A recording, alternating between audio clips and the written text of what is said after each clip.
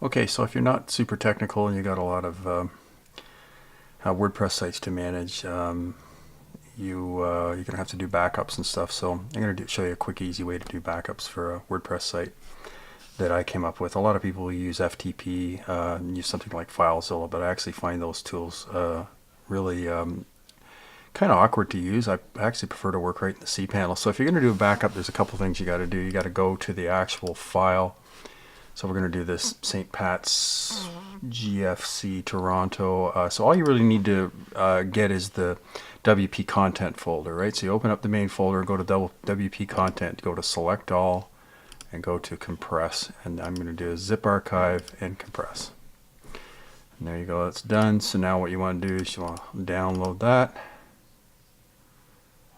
And it's a pretty small file, so you got that downloaded, and then you don't need this anymore, so you can delete it, skip the trash, confirm, and then what you're going to need is you're going to need this number.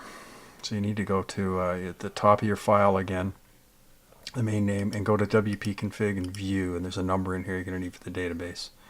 So it's WP1. What are the odds that it would be WP1? So we're going to close these windows and go back. You have to go down here to the main Cpanel interface again and go to PHP myadmin.